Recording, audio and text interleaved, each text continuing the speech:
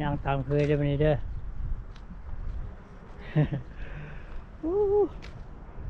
อย่างอะไรมันนี่ก็ได้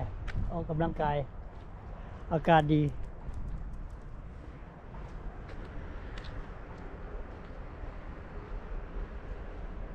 เริ่มย่างแล้วคุณ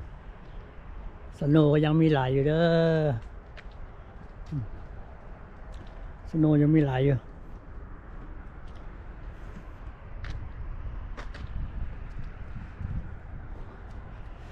อากาศดีวันนี้ก็ได้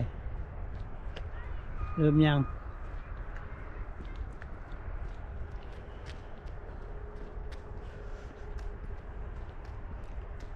โอ้ย่างบนเขานี่แหละคุณแลปิดดำเนี่ยบนเขื่อนน้ำตก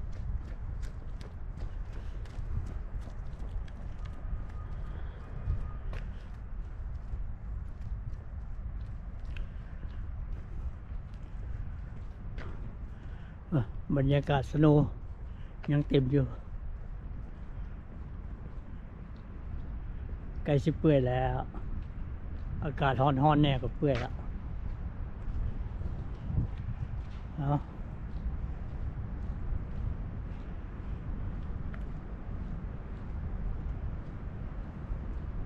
เนี่ยน้ำมิสซิสซิปปีได้เด้อมันเกินน้ำตกแล้วดิทางนี้นี่ย่างออมบนย่างนี่แหละย่างประมาณ1 ชั่วโมงนึงพอแล้วมันนี่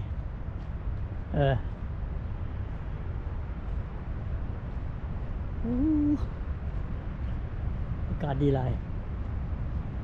อากาศดีหลายอากาศดีหลาย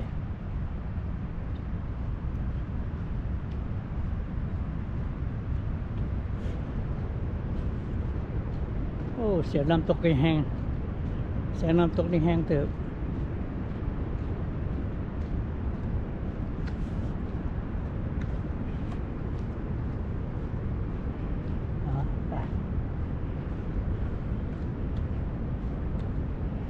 อยากตัดเคย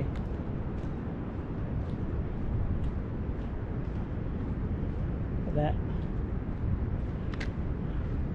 อยากมาใส่บนน้ำตกแล้ว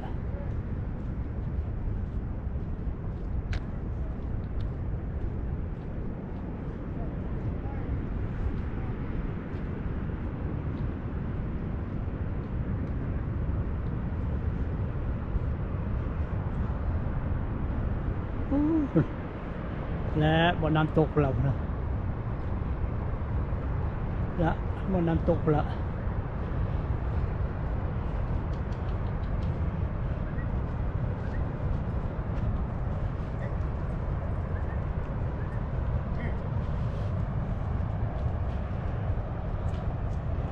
นี่ก็บรรยากาศเด้อเด้อน้ำตก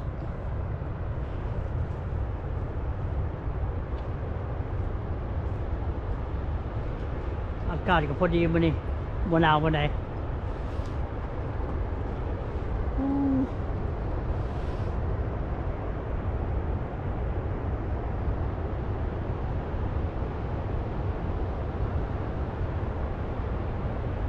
โอ้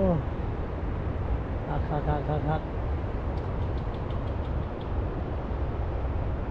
อะไรโอ้ยนกเขามันก็ยามคนนกคนโอ้มีความสุขแล้วเขา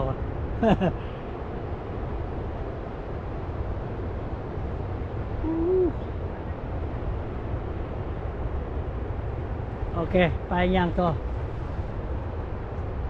เ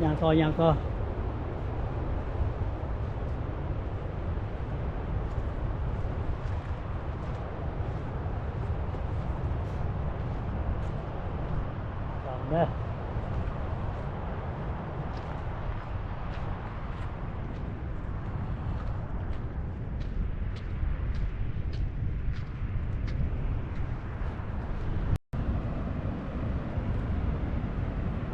มาท่างนี้ก็โซนหนึ่งอีก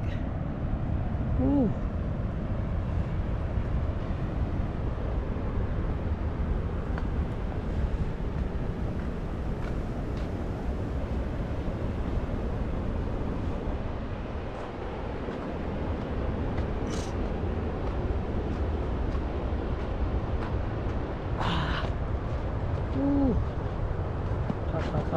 รับ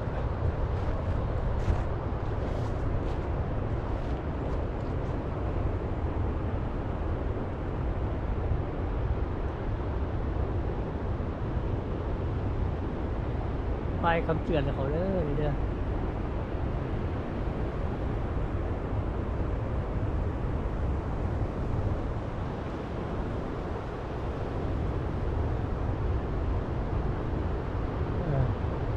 โอ้โซนนี้ทางไหน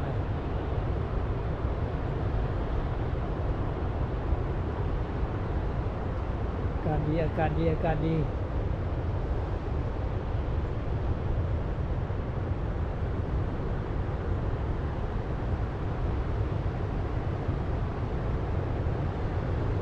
ยังบ่มีคนไหลมาเลยยังเศร้าออกไปบวกซะแล้วมันอากาศหนาวอยู่ อากาศยังหนาวอยู่อ่า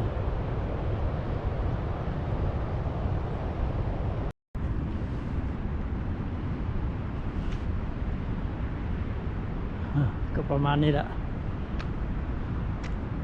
มองเรา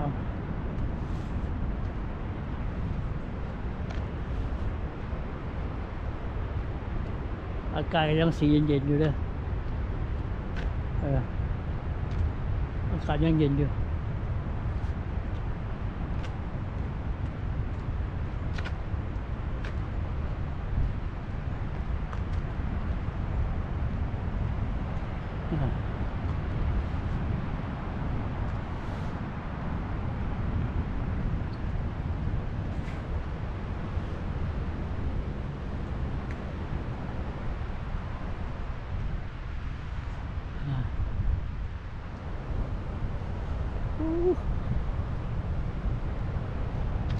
ยังเย็นก็ยังเย็นลาย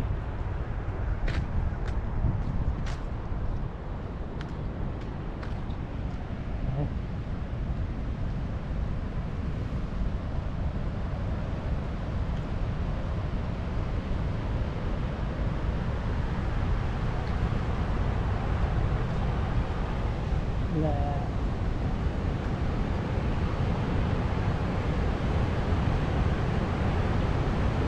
มาบนทั้งหมดนี้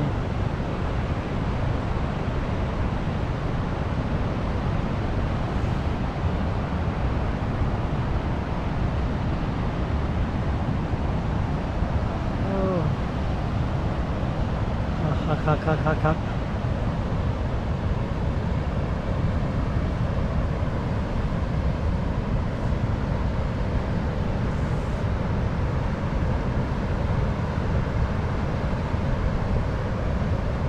เสียน้ำตกแห้งตึก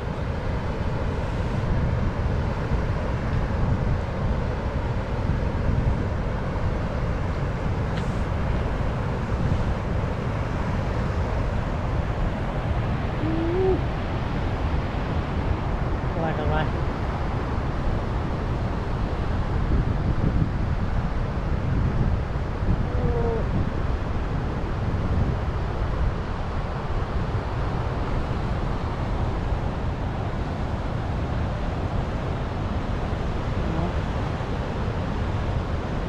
บ้านนี่แหละ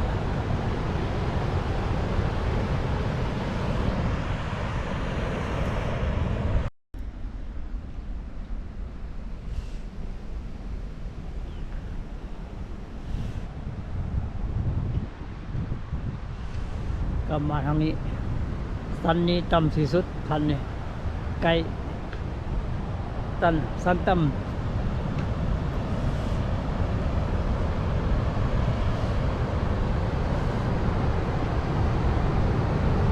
โอ้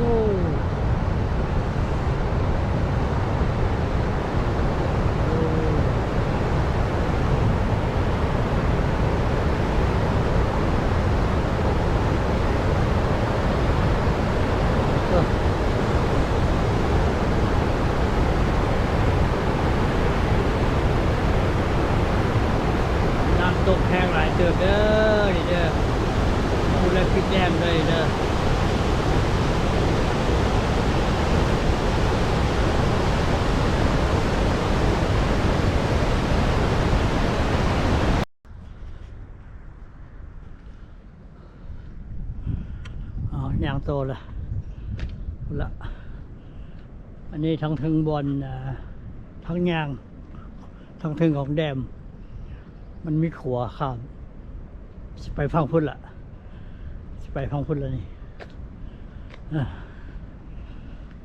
เมืองบรรยากาศทางนี้หน้าน้ำเคลื่อนตัวนี้แม่น้ำพอมีซิสบีได้ดิ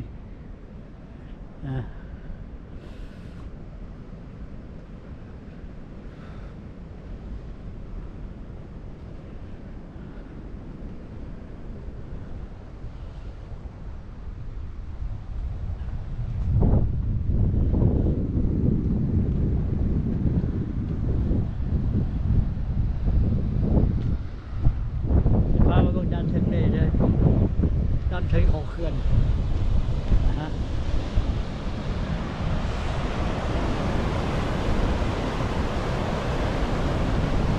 ด้านเทิงของเคลื่อนนี่เด้ออ๋อ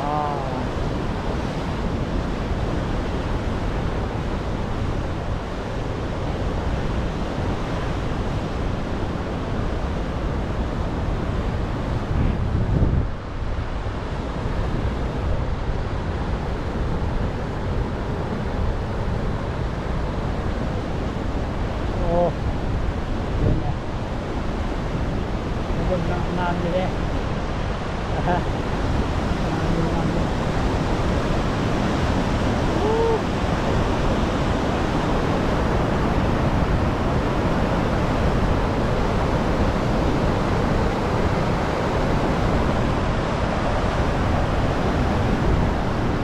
ยางต่อยางต่อยางต่อ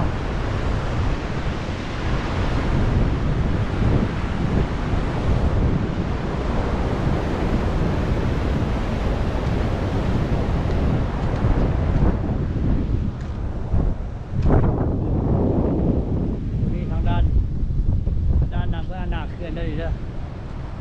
ก็หน้าเคลื่อนกว้างใหญ่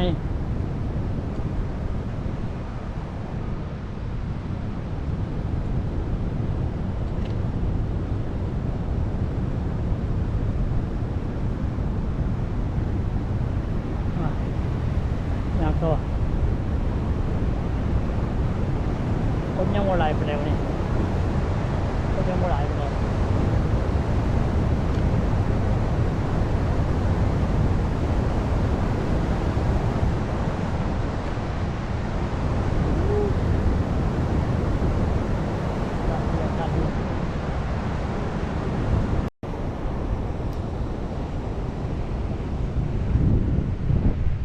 อันนี้ก็ด้านทางฝากทางหนึ่งเด้อนี่ด้านนี่ฝากนี่ฝากทางหนึ่งฝากกำเบื้องของเซมปริงอยู่เมืองเซมปริงขาวนี่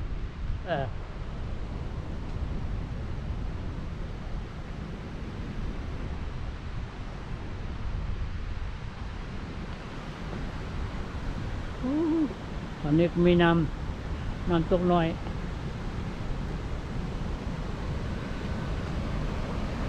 มีบ่อย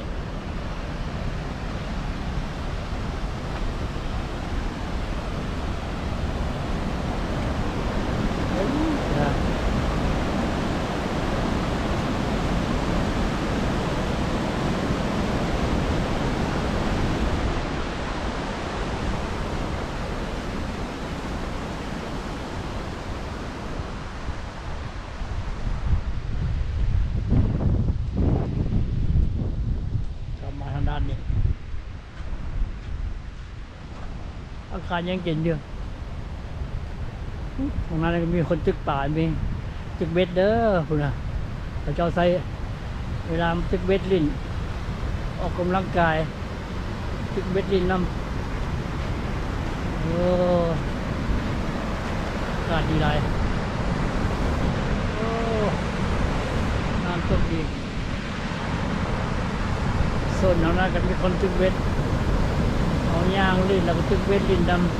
ำบรรยากาศดีครับ